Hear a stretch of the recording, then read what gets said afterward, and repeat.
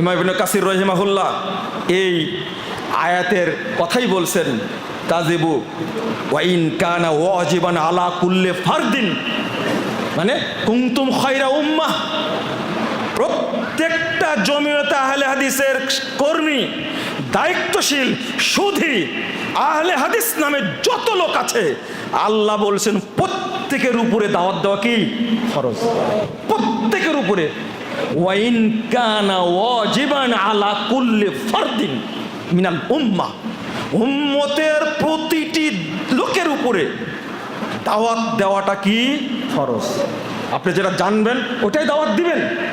ইমাম ইবনে তাইমিয়া রাহিমাহুল্লাহ বলেছেন, ফাতাজিবু আলা কুল্লি মুসলিম, ফাতাজিবু দাওয়া আদ-দাওয়াতু তাজিবু আলা কুল্লি মুসলিমিন ওয়া ইন কানা ফারজাম মিনাল কিফায়া।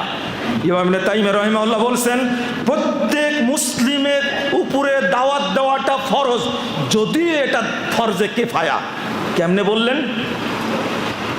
যত কাজ করি আমরা, তার মধ্যে সবচেয়ে আল্লাহর কাছে প্রিয় জিনিস হলো দাওয়াত, সবচেয়ে উত্তম জিনিস হলো দাওয়াত। আপনি বলবেন যে কেমনে দাওয়াত?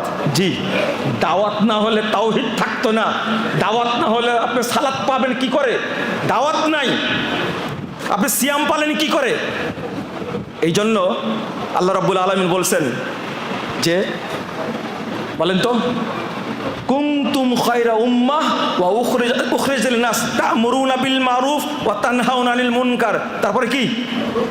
ওয়া তু'মিনুনা বিল্লাহ। ঈমানটাকে আল্লাহ পরে উল্লেখ করেছেন, দাওয়াত এত গুরুত্বপূর্ণ। আল্লাহ বলছেন, আল মুমিনুনা ওয়াল মুমিনাত বা'দুহুম আউলিয়াউ বা'দ। তারপরে কি? ইয়া'মুরুনা বিল মারুফ ওয়া ইয়ানহাউনা আনিল মুনকার। তারপরে কি? ওয়া ইউকিমুনাস সালাত। আগে দাওয়াত, তারপরে সালাত। আগে দাওয়াত, ঈমান, তারপরে কি? ওয়ামান আহসানু কাওলাম মিম্মান দাআ ইলাল্লাহ। তারপরে কি? ওয়া আমিলা সলিহা। আগে দাওয়াত, তারপরে আমলে সলেহ। ইমাম ইবনে বাজ রাহিমাহুল্লাহ বলছেন, আদ-দাওয়াতু ইলাল্লাহ শানুহা আযীম। দাওয়াত হলো সবচেয়ে বড় প্রসঙ্গ শরীয়ত। ওয়াহিয়া মিন আহাম্মিল ওয়াজিবাত ফুরুজ ওয়াল ওয়াজিবাত। যত ফরজ এবং ওয়াজিব আছে তার মধ্যে আল্লাহর কাছে শ্রেষ্ঠ ফরজ হলো দাওয়াত।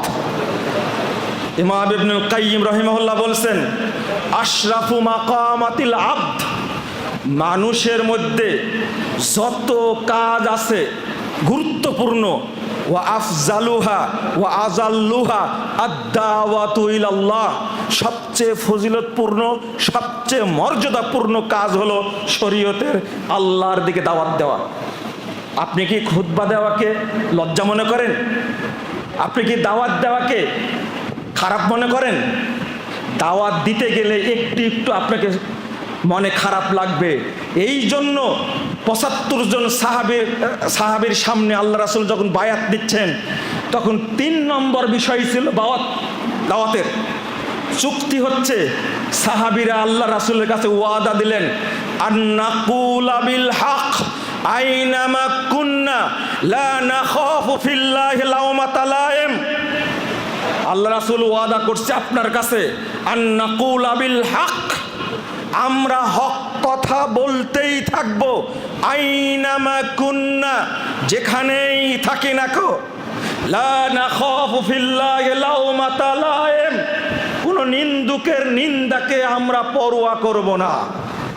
এই একটি শক্ত বাক্য উচ্চারণ করেই ৭৫ জন সাহাবীর কাছ থেকে ১০০ বছরে সারা পৃথিবীতে মুহাম্মদুর রাসূলুল্লাহ সাল্লাল্লাহু আলাইহি ওয়াসাল্লামের দাওয়াত ছড়িয়ে গিয়েছিল।